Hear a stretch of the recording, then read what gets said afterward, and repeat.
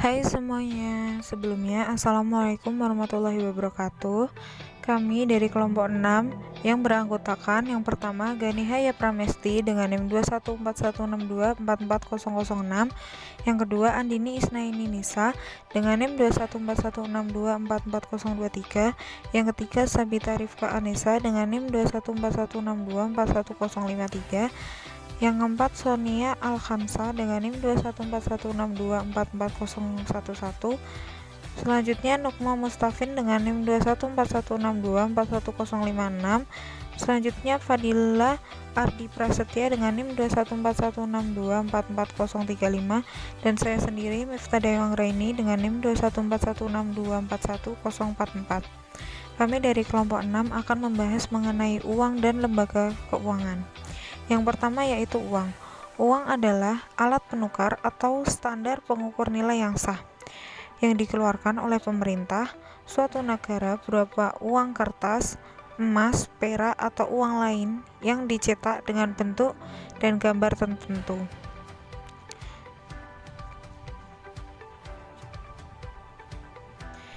Yang kedua yaitu syarat uang. Syarat uang ada 7. Yang pertama yaitu acceptability, yaitu harus diterima secara umum. Yang kedua durability, yaitu harus tahan lama. Yang ketiga uniformity atau cenderung sama. Yang keempat yaitu scarcity atau tidak mudah dipalsukan. Selanjutnya mudah dibawa atau portable. Selanjutnya divisibility atau tanpa mengurangi nilai. Selanjutnya stability of value atau stabil dari waktu ke waktu. Dan yang terakhir portability atau uang yang mudah dibawa. Selanjutnya fungsi uang. Fungsi uang ada 4, yaitu sebagai alat tukar, daya beli, suatu hitungan, dan ukuran pembayaran masa depan. Selanjutnya yaitu jenis uang. Jenis uang ada 2, yaitu uang kartal dan uang giral. Uang kartal adalah uang yang dikeluarkan oleh negara berdasarkan undang-undang yang berlaku dan berlaku sebagai alat pembayaran yang sah. Di Indonesia, uang kartal terdiri atas uang logam dan uang kertas yang bisa dijadikan sebagai alat tukar valuta asing yang digunakan sebagai alat transaksi perdagangan internasional. Yang kedua yaitu uang giral.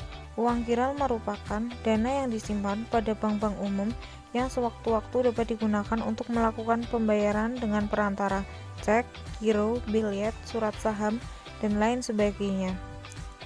Uang giral dikeluarkan oleh bank umum dan merupakan uang yang tidak berwujud karena hanya berupa saldo tagihan bank. Selanjutnya yaitu lembaga keuangan bank. Lembaga keuangan bank adalah badan usaha yang menghimpun dana dari masyarakat dalam bentuk simpanan dan menyalurkannya dalam bentuk kredit atau lainnya dalam rangka meningkatkan taraf hidup masyarakat banyak. Motivasi yang mendorong aktivitas lembaga keuangan dan menyalurkan dana adalah memperoleh keuntungan. Orientasi ini adalah positif karena dapat memicu agar lembaga keuangan bekerja secara efisien, produktif, kreatif, dan inovatif. Selanjutnya yaitu fungsi bank. A. Sebagai penghimpun dana dari masyarakat dalam bentuk 1. Tabungan biasa yang bisa diambil setiap saat. 2. Deposito atau tabungan berjangka yang hanya bisa diambil setelah jangka waktu tertentu. Yang ketiga, giro atau rekening koran, yaitu simpanan yang bisa diambil hanya dengan menggunakan cek atau biljet giro. Kegiatan menghimpun dana dari masyarakat disebut juga sebagai kredit pasif. B. Sebagai penyalur dana kepada masyarakat dalam bentuk yang pertama kredit produktif, yaitu pinjaman yang diberikan untuk tujuan produksi. Yang kedua, kredit konsumtif, yaitu pinjaman yang diberikan untuk tujuan konsumsi. Dana yang disalurkan bank kepada masyarakat berasal dari tabungan atau simpanan masyarakat dan dari dana bank sendiri. Kegiatan bank menyalurkan dana kepada masyarakat disebut sebagai kredit aktif. Yang terakhir yaitu sebagai perantara lalu lintas moneter. Dalam hal ini, bank memberikan jasa pelayanan di bidang keuangan seperti jasa pengiriman uang, melakukan inkaso, dan juga diskonto. Jenis-jenis bank. Yang pertama yaitu bank sentral. Bank sentral memiliki peran utama untuk bertanggung jawab menjaga nilai mata uang tetap stabil, baik terhadap barang dan jasa maupun nilai tukar dengan mata uang asing. Selain itu, bank sentral juga memiliki fungsi mencetak uang, menetapkan suku bunga, memberikan pinjaman, dan menjaga stabilitas keuangan. Kedudukan bank sentral di Indonesia sendiri dipegang oleh Bank Indonesia. Berikut ini tugas pokok yang dijalankan Bank Indonesia sebagai bank sentral. A. Menetapkan serta menjalankan kebijakan moneter dengan mengontrol dan mengendalikan jumlah uang yang beredar di pasaran. B. Menjaga kelancaran pembayaran dan produksi dengan cara mengeluarkan atau menarik uang yang beredar dengan mengatur suku bunga. Yang kedua ada bank umum. Bank umum memiliki fungsi utama yaitu menghimpun dan mengatur dana dari masyarakat dengan cara konvensional ataupun syariah. Selain itu, bank umum juga memiliki fungsi berupa layanan jasa keuangan seperti pengiriman uang hingga pembayaran sehingga masyarakat semakin dimudahkan dalam bertransaksi. Contoh dari bank umum adalah bank milik BUMN atau swasta yang sudah terdaftar seperti Bank Mandiri, BCA, BNI, BRI, Bank Danamon, dan lain-lain. Yang ketiga ada Bank Perkreditan Rakyat. Bank Perkreditan Rakyat merupakan lembaga keuangan yang menghimpun dana dari masyarakat dalam bentuk tabungan, deposito berjangka, dan bentuk lainnya untuk disalurkan pada masyarakat dalam bentuk kredit atau dana usaha. Umumnya peran BPR sama dengan bank umum. Yang membedakan adalah BPR tidak memberikan jasa keuangan, falas, dan tidak menerima simpanan giro. Contoh bank perkreditan rakyat yang ada di masyarakat adalah bank desa, bank pasar, bank pegawai, lumbung desa, badan kredit desa, badan kredit kecamatan, kredit usaha rakyat kecil, bank karya produksi desa, lembaga perkreditan kecamatan, dan lembaga sejenis lainnya. Tugas pokok dari bank perkreditan rakyat adalah A. Mengumpulkan dana dari masyarakat dalam bentuk tabungan hingga deposito berjangka. B. Layanan pembiayaan sesuai prinsip syariah. Dan yang terakhir, memberikan kredit untuk usaha. Selanjutnya yaitu lembaga keuangan bukan bank. Lembaga keuangan bukan bank tidak memiliki cara-cara penghimpunan dana yang selengkap bank. Namun pada pokoknya lembaga keuangan bukan bank mempunyai kegiatan utama yang tidak jauh berbeda dengan bank. Secara umum, kegiatan utama lembaga keuangan bukan bank adalah menghimpun dana dari masyarakat dan menyalurkan kembali pada masyarakat. Fungsi lembaga keuangan bukan bank. A. Pemberian bantuan modal. Meskipun di bank terdapat program pembelian bantuan modal, tetapi kenyataannya hal itu menjadi salah satu fungsi diadakannya LKBB. Pemberian bantuan modal yang dilakukan oleh LKBB biasanya dalam bentuk kredit, baik untuk jangka panjang ataupun jangka pendek. Dengan adanya LKBB ini sangat memudahkan masyarakat yang ingin membuka usaha tetapi tidak memiliki modal dan tentunya dengan bunga yang sangat ringan. B. Mengumpulkan dana. Memiliki fungsi sebagai pengumpul dana dari masyarakat dengan mengeluarkan dokumen berharga dan menyalurkan kembali untuk pembiayaan investasi kepada perseorangan maupun perusahaan yang membutuhkan. C. Mendorong pengembangan perekonomian pasar uang dan pasar modal. Lembaga ini juga berfungsi sebagai penggerak, penanggung, dan perantara di setiap pengeluaran dan penukaran saham-saham, surat utang, obligasi, dan surat-surat berharga lainnya. D. Menjadi perantara. Berperan menjadi perantara bagi perusahaan-perusahaan di Indonesia serta menjadi badan hukum pemerintah dalam pengadaan kredit di dalam negeri maupun luar negeri. E. Mencari tenaga ahli. Memiliki fungsi sebagai perantara untuk perusahaan-perusahaan di Indonesia dalam mendapatkan tenaga ahli di bidang finansial. F. Membuka kegiatan lain. Sebagai pelaksana kegiatan usaha lain di bidang keuangan, namun sebelumnya harus mendapatkan persetujuan dari Menteri Keuangan Republik Indonesia. Jenis lembaga keuangan bukan bank. Yang pertama ada koperasi simpan pinjam.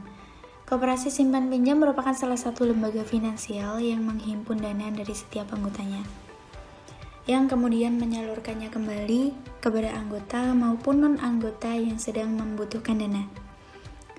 Sumber pemasukan koperasi berasal dari anggota dan juga pinjaman dari lembaga keuangan lainnya. Tujuan dibuatnya koperasi simpan pinjam ini yaitu untuk membantu meningkatkan kesejahteraan para anggotanya dan juga seluruh masyarakat Indonesia. Sudah ada banyak jenis-jenis koperasi simpan pinjam yang mungkin saja bisa membantu kita, seperti koperasi unit desa, koperasi serba usaha, dan koperasi pasar. Yang kedua, ada pegadaian. Untuk yang satu ini pasti sudah tidak asing lagi di telinga kita ya. Pegadaian termasuk salah satu badan usaha milik negara yang memiliki fungsi sebagai penyaluran kredit kepada masyarakat. Dasar hukum yang digunakan adalah hukum gadai, sehingga masyarakat terhindar dari bunga yang terlalu tinggi. Bagi Anda yang pernah melakukan transaksi di pegadaian pasti sudah tahu mekanismenya. Namun untuk kita yang baru akan mengikuti program di pegadaian, jangan khawatir karena semua prosesnya sangat mudah. Pegadaian bukan hanya tempat untuk menggadaikan barang saja, tetapi ada beberapa produk layanan lain yang bisa kita pilih. Di antaranya ada gadai konvensional, gadai syariah, gadai emas, jasa taksiran dan sertifikat logam mulia, dan jasa penitipan barang berharga. Yang ketiga ada perusahaan dana pensiun. Lembaga jasa keuangan non-bank bukan hanya menyediakan produk peminjaman saja, tetapi juga ada lembaga yang menyediakan layanan jaminan hari tua, yaitu perusahaan dana pensiun. Perusahaan dana pensiun adalah badan usaha LKBB yang menyediakan layanan jaminan masa tua dengan cara menghimpun dana yang sudah dipotong dari gaji karyawan setiap bulannya. Kemudian dana tersebut akan diserahkan kepada masyarakat tersebut ketika sudah pensiun atau tidak bekerja lagi. Dalam kata lain, cara ini sama saja seperti kita menabung untuk membiayai kehidupan di masa tua. Perusahaan dana pensiun memiliki beberapa jenis, yaitu A. Taspen, B. Asabri, C. BPJS Ketenagakerjaan, D. Dana Pensiun Pemberi Kerja atau DPPK, E. Dana Pensiun Lembaga Keuangan atau DPLK. Yang keempat, ada perusahaan leasing. Perusahaan leasing atau multifinance yang memberikan layanan pembiayaan dengan sistem kontrak sewa yang digabungkan dengan pembelian secara angsuran kepada perusahaan maupun perorangan. Adanya perusahaan ini tentu sangat membantu sekali untuk kita yang ingin memiliki kendaraan bermotor tanpa harus membayar secara tunai. Adapun beberapa perusahaan leasing yang cukup populer di Indonesia diantaranya sebagai berikut: A. BCA Finance, B. BFI Finance, C. Sumit Auto Finance, D. Indomobil Finance Indonesia, E. Astra Credit Company, F. Adira Dinamika Multifinance, G. Federal International Finance. Yang kelima ada perusahaan asuransi. Perusahaan asuransi adalah lembaga yang menghimpun dana dengan cara menarik premi setiap bulannya selama masa kontrak kepada nasabah sesuai dengan perjanjian yang telah disepakati kedua belah pihak dan sesuai yang tertulis di dalam polis. Tujuan dari asuransi ini adalah untuk mengendalikan keuangan seseorang tetap terjaga ketika terjadi risiko membutuhkan biaya. Adapun beberapa jenis asuransi yang bisa kita pilih atau kita miliki adalah sebagai berikut. A. Asuransi kesehatan, B. Asuransi jiwa, C. Asuransi pendidikan, D. Asuransi kendaraan, E. Asuransi kepemilikan rumah dan properti, dan yang terakhir asuransi bisnis. Cukup sekian presentasi dari kelompok kami. Apabila ada kesalahan dalam penuturan kata, kami mohon maaf. Wassalamualaikum warahmatullahi wabarakatuh.